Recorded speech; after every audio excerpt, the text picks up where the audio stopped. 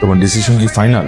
হ্যাঁ ফাইনাল। আমরা কি একটাবার ভাবতে পারি না? না ভাবতে পারি না, কারণ আমাদের আর কোনো কিছুতে অ্যাডজাস্ট হচ্ছে। এভাবে আর যাই হোক সংসার হয়। এইভাবে আলাদা হয়ে গেলে মানুষজন কি বলবে? মানুষ তো শুধু আমাদের ফেক হাসিটাই দেখে। যেভাবে বিভিন্ন দাওয়াতে খুব সেজে গুজে তোমার হাত ধরে গিয়ে সুন্দর সুন্দর কাপল পিক তুলে রাতের বেলা ফেসবুকে আপলোড দেই, মানুষজন কমেন্ট করে nice couple, made for each other. কিন্তু তারা জানেই না যে আমরা একই ফ্ল্যাটে রাতে আলাদা রুমে ঘুমাই। এই অভিনয়টা আমাকে দিয়ে আর সম্ভব না জয়। এই ভাঙা সম্পর্কের উপর মিথ্যা প্রলেপের চেয়ে আমাদের দুজনের আলাদা হয়ে যাওয়াটা বেশি সম্মানজনক। Abani, it's final.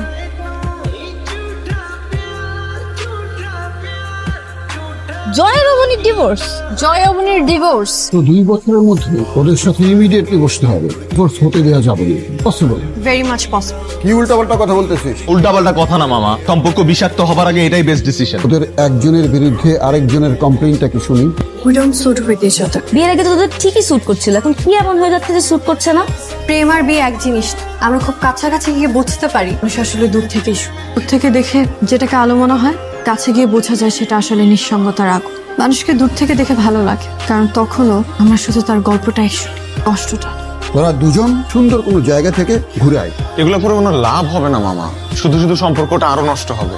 আমি চাই অন্তত আমাদের মাঝখানে একটা বন্ধুত্বপূর্ণ সম্পর্ক থাকুক। এরপরে যারা বন্ধুত্বপূর্ণ সম্পর্ক রক্ষা করতে পারেনি, ডিভোর্সের পরে বন্ধুত্বপূর্ণ সম্পর্ক রক্ষা করবে। ফালতু কথা বলার জায়গা পাস না। আমার কাছে মনে হয় এটাই রাইট ডিসিশন। না, আমাদের ডিভোর্সে তোমাদের সমস্যা। সেটাই তো, তোমাদের কি প্রবলেম রে ভাই? তাহলে আমাদেরকে জানাইছিস কেন? না জানাই কি? কারণ আমাদের বিয়ের টাইমে আমাদের মা বাবা কেউ রাজি ছিল না। তোরাই তো ধরে বেটা আমাদের কাজে অফিসে নিয়ে গেছস। শুধু জানানোর জন্য না, মানে কোনো সমাধানের জন্য না। একজন আরেকজনকে ডিভোর্স দিয়ে দে, আমাদের কি? তোদের বিয়েতে কোনো প্রোগ্রাম হয়নি, আমরা কোনো মজা করতে পারিনি। হ্যাপিলি ডিভোর্স করছি, আমরা সবাই মিলে ডিভোর্সটা সেলিব্রেট করব অনেক ধুমধামের সাথে। ওর মামা, এসব হয় নাকি? তোমাদেরকে চিনি তো, তোমরা তো খাইতে চাইতেছো। আমার পক্ষ থেকে তোমাদেরকে একটা ট্রিট দিয়ে দিলাম, যাও। তার মানে তোমরা রাজি? তবে আমার একটা শর্ত আছে। কি শর্ত? ডিভোর্সের আগে পর্যন্ত দুজন একসঙ্গে থাকবি, তুই কোনো রকম ঝগড়াঝাটি করতে পারবি না। এটা কোনোদিনও সম্ভব না। কোনটা সম্ভব না? একসঙ্গে থাকা, ঝগড়াঝাটি না করে থাকা। তোমার কি মনে হয় জয় যেসব করে, এইসব করার পরও কি ওর সাথে ঝগড়া না করে থাকতে পারবে? হাতে কখনো তালি বাজে না, ঠিক আছে? ঝগড়াটা কে শুরু করছে? তুমি শুরু করছো তো, ফার্স্টে আমাকে অ্যাকিউজ করলে। তোরা যে বললি ডিভোর্সের পরেও তোদের মধ্যে বন্ধুত্ব টিকে থাকবে, এটা তার নমুনা। প্রোগ্রামের আগ পর্যন্ত তোরা কোনো ঝগড়াঝাটি করতে পারবি না। তোদের ডিভোর্স আমরা ধুমধামসে সেলিব্রেট করব। সবাই পাগল হয়ে গেছে। আমি রাজি। তাহলে কাল থেকে শুরু হবে শপিং। শপিং? কাল থেকে শপিং শুরু হবে, সিটি সেন্টার ভাড়া করা হবে, সবকিছু হবে।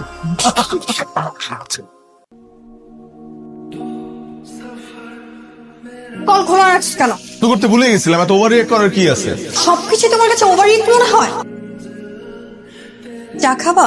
সরি, তুমি তো আবার চা খাও না, কফি খাও। চা খাবো যদি তুমি বানাও। তোমার চা। তুমি তো জানো আমি চা খাই না। জানি, কিন্তু এই চা আমি নিজের হাতে বানিয়েছি তোমার জন্য। তোমার হাতে কি জাদু আছে নাকি যে চা বানালে সেটা কফি হয়ে যাবে? ইচ্ছা করে করো তুমি। ইচ্ছা করেই করি, কারণ আমি চাই তুমি একদিন চায়ের প্রেমে পড়ো, না হয় আমার প্রেমেই আবার পড়ো। সব ভং দেখতে ভালো লাগে না। তোমার চা। Thank you. সরি, তোমার চা খাও না, কফি খাও। কফির জন্য থ্যাঙ্কস। তুমি আমার বানানো কফির প্রশংসা করলা? এটা কি নিপু মামার সেই ঝগড়া না করা চ্যালেঞ্জের অংশ?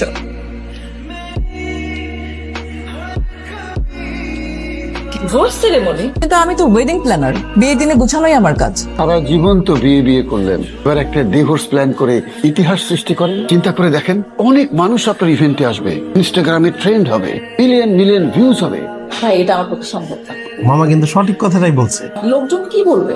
এখন তো বিয়ের চাইতে ডিভোর্স বেশি। বাজার তো এখানে। ওরা তো ঠিকই বলছে যে যে হারে ডিভোর্স হচ্ছে, আর কয়েকদিন পর দেখা যাবে বিয়ের অনুষ্ঠানের থেকে ডিভোর্সের অনুষ্ঠানই বেশি হচ্ছে। আপনাদের কাজটা আমি করছি। প্রোগ্রামটার নাম আমরা দিতে পারি ডেস্টিনেশন ডিভোর্স। Good idea. এই জন্যই তো Rumpa is the best wedding planner in the country. Children are not allowed. Join us for Joy Ebony divorce ceremony. Yes sir. এটা হয়, আমরা করছি। ইনোভেটিভ আইডিয়া কোত্থেকে পেলে? স্যার আমার একটা সার্কেল আছে, সার্কেল ওরাই দিয়েছে। স্যার আপনার কিন্তু অবশ্যই আসতে হবে স্যার। ডেফিনেটলি যাবো। এরকম একটা ইনোভেটিভ পার্টি ডিভোর্স সেরেমনি বাংলাদেশে প্রথম। ডিভোর্স সেরেমনি এটাও সম্ভব। আসবি কিন্তু, এই অভিজ্ঞতা কি মিস করা যায়? এটা সম্ভব। কেন সম্ভব না? সম্ভব না কারণ ডিভোর্সের অনুষ্ঠান। এটা কি ঠিক? তুমি দাওয়াতে আসবা, এটাই শেষ কথা।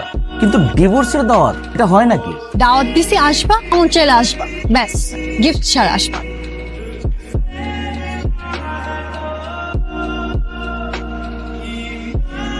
সিলেক্ট কর না কোনটা নিবি। আমার সিলেক্ট করার শাড়ি, আমার পছন্দের কালারের শাড়ি ও কখনোই পরবে না। তুই তো বলছো তোকে সিলেক্ট করতে, তুই দেখ কোনটা নিবি। তুমি তো জানো আমার ফেভারিট কালার নীল। এটা তুমিও তো জানো আমার ফেভারিট কালার সবুজ। তা আমার তো সবুজ পছন্দ না। আর তো পছন্দ। পরবো আমি জয়। একটাবার আমার পছন্দের কালারের শাড়ি পরো। বিয়ের পর থেকে তোমার পছন্দের প্রায়োরিটি দিতে দিতে নিজের পছন্দ কি সেটাই ভুলে গেছি। বিরক্তিকর। আমার পছন্দ করা শাড়ি ওর পছন্দ হবে না। ওর পছন্দের রং নীল, নীল কালারের একটা শাড়ি নিয়ে নে না। জয় বলতে তোকে ব্লু শাড়ি নিতে, মা আপনি সবুজ কালার শাড়িটা দেন। জয়রা তোকে নীল নিতে বললো, আবার এটা নিয়ে ঝগড়া করবে দেখ। জয় বলছে নীল নিতে, কিন্তু জয়ের ফেভারিট কালার সবুজ, তাই সবুজ নিচ্ছি। নাম সবুজটাই দেন। সুন্দর। তোর প্রিয় রং কি সবুজ? হ্যাঁ। অবনী সবুজ রঙের শাড়িটাই নিয়েছে। তো এটাকে ভালোবাসা বলে। এটাকে কন্ট্রাক্ট বলে। তোরাই তো কন্ডিশন দিছিস অনুষ্ঠানের আগ পর্যন্ত কোনো ঝগড়াঝাড়ি করা যাবে না। অ্যাক্টিং।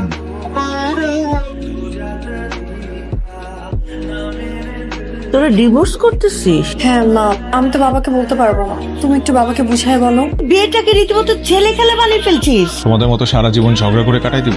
সাথে ঝগড়াঝাটি তো হবে, কোনো কারণে ডিভোর্স করে ফেলতে হবে। তোমরাই তো জয়কে পছন্দ করতে।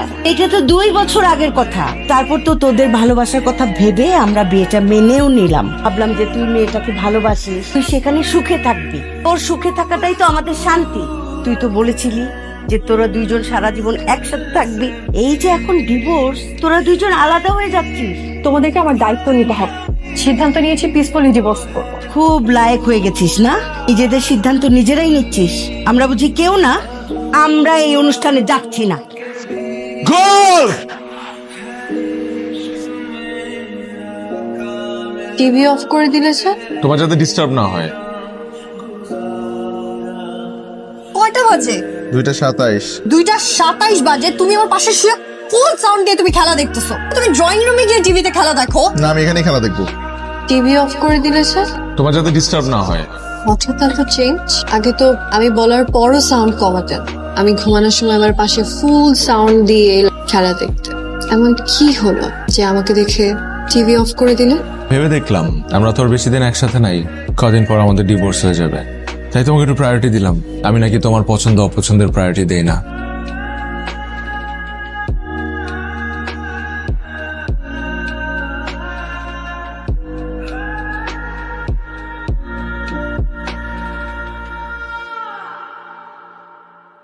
কোনো সমস্যা হয়নি তো? ও সমস্যা হয়নি, ডিরেক্ট চলে আসছি। আপনার লোকেশনটা ভেরি বিউটিফুল। Thank you. 2 আসামি। Very sweet couple. তো বিশ্বাসই হচ্ছে না যে তোমরা ডিভোর্স করতে এসেছো। তোমাদের দুজনকে একসঙ্গে দেখে তো ভীষণ ভালো লাগছে। মতলব জি আপা। গেস্ট চলে এসেছে, সবার যার যার রুমের চাবি বুঝিয়ে দাও। জি আপা। আচ্ছা ভাই, বর কোনটা আর কোনে কোনটা? ডিভোর্সের অনুষ্ঠান জামাইবো পাইলি কি? ডিভোর্সটা কার? তোর আর আমার ঠিক করে কাম করস।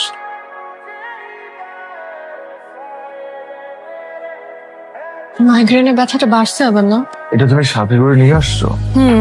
তোমার তো মাইগ্রেনের ব্যথা হুট করে উঠতে পারে, তাই নিয়ে আসছি। অবনী, অবনী, অবনী। বলো।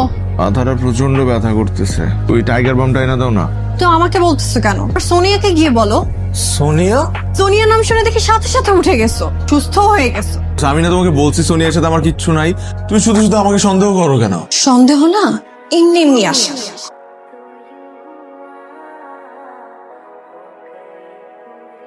এতক্ষণ লাগে না? সবকিছু সুন্দর করে রাখো ম্যাডাম। সবকিছু ঠিকঠাক আছে তো? সব। কেমন লাগছে আমাকে? কি রে জয়, তুই একা কেন?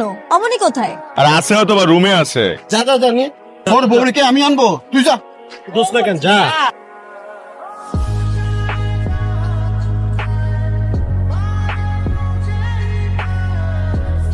তুমি আমার শাড়ির কুচি ঠিক করে দিচ্ছ? হ্যাঁ। কি ব্যাপার, তুমি এখনো রেডি হও নাই? একটা সমস্যা। কি সমস্যা? আমি শাড়ি পরতে পারি না। তুমি তো ভার্সিটিতে সবসময় শাড়ি পরেই আসতা। তখন তো আম্মু পরাই দিত। মানে শাড়ি পরা দেখে আমি তোমার প্রেমে পড়ছিলাম। এখন একটু হেল্প করো। কি হেল্প করবো? শাড়ির কুচি ধরতে হেল্প করো। আমি জয় তোমার শাড়ির কুচি, এসব ঢং আমাকে দিয়ে হবে না। প্রত্যেকটা বাঙালি মেয়ের ছোট্ট একটা স্বপ্ন থাকে, সেটা যখন তারা শাড়ি পরে তখন যেন তার স্বামী এসে এক টুকরো সময় চুরি করে আর যত্ন করে কুচিগুলো কুচিয়ে দেয় নিজের হাত। সেই স্পর্শে মেয়েরা বুঝে যায় যে মানুষটা তার কতটা ভালোবাসে।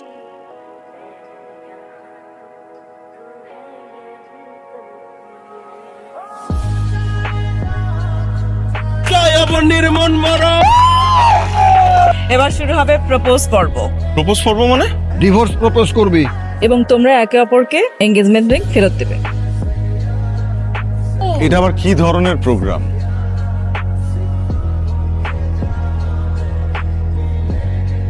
Will you be my ex-wife?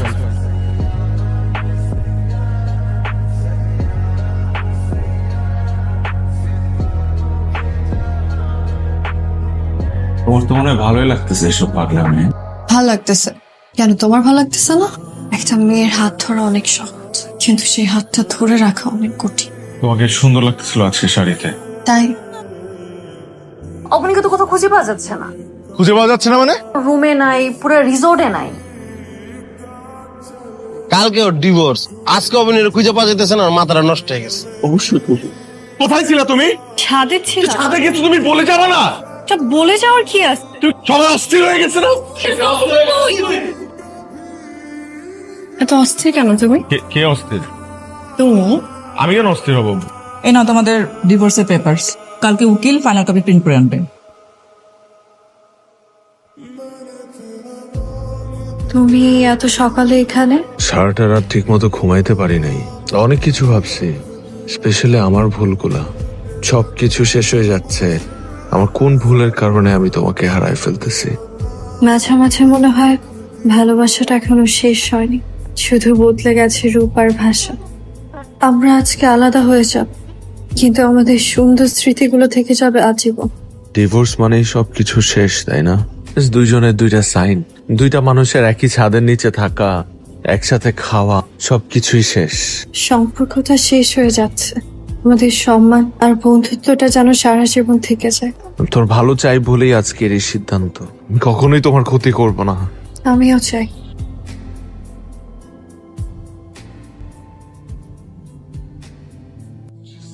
Suchismita, right? আমাকে বলছেন? আমার নাম অবনী। ভুল আমি করছি না, ভুল আপনার বাবা মা করেছে। ভাই, ওরা তো ইতিহাস সৃষ্টি করে ফেললো।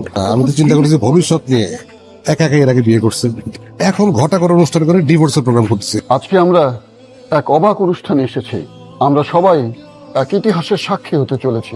জয়ের আত্মীয় স্বজন এসেছেন, অবনীর আত্মীয় স্বজন এসেছেন, তাদের বাবা মা কেউ আসেননি।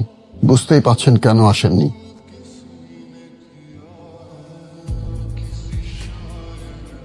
দেখার কি আছে, সাইনটা কর। তোমাদের দুজনের উদ্দেশ্যে আমার কিছু কথা আছে। তো কাল রাতে যে অবনীকে পাওয়া যাচ্ছিল না, এই প্ল্যানটা আমার ছিল। আমরা আসলে দেখতে চেয়েছিলাম অবনীর প্রতি তোমার ভালোবাসাটা কেমন। অবনীর প্রতি তোমার যে অস্থিরতা আমি দেখেছি, মানে তোমরা ডিভোর্স কেন চাচ্ছ? গত কয়েকদিন ঝগড়াটা কেন হয়নি, তার কারণটা কি জানতে পারি? ঝগড়া হয়নি কারণ আমরা দুজনে অনেক কেয়ারফুল ছিলাম। আমি তো তোমাদের জেনারেশনকে স্মার্ট ভাবতাম, এতটা স্টুপিড কি করে হলে? তোমরা কয়েকদিন যদি কেয়ারফুল থেকে ঝগড়া না করে থাকতে পারো, তাহলে ওয়াই নট সারা জীবন? তাহলে তো ডিভোর্সই হয় না। আমাদের প্রবলেম কি জানো? আমরা আমাদের প্রেমের দিনগুলোতে একে অপরের প্রতি বেশি সিরিয়াস থাকি, তারপর যখন বিয়েটা হয়ে যায় তখন আমরা একে অপরকে ফর গ্রান্টেড ধরে নিই। এটাই প্রবলেম। আমি কিছু কথা বলতে চাই। আমার কাছে মনে হয় ডিভোর্স কোনো সলিউশন না। যদি সলিউশন খুঁজতে হয় তাহলে সবার আগে নিজেকে বদলাতে হবে। কেউ একা সংসার করতে পারে না। দুজন মানুষের 50-50 কন্ট্রিবিউশন একটা সংসার হয়। দুজনকেই ছাড় দিতে হয়, ছোট মোটো ভুল মেনে নিতে হয়, যেটা আমি করি নাই। আমি চাইলেই পারতাম অনেক ছোট ছোট ভুলগুলো এড়িয়ে যেতে। অবনীও চাইলে পারতো অনেক ছোট ছোট ভুল। আমার পছন্দের রং সবুজ, কিন্তু আজ পর্যন্ত আমি সবুজ রঙের শাড়িতে কখনো অবনীকে দেখতে পাইনি, কারণ অবনীর প্রিয় রং নীল।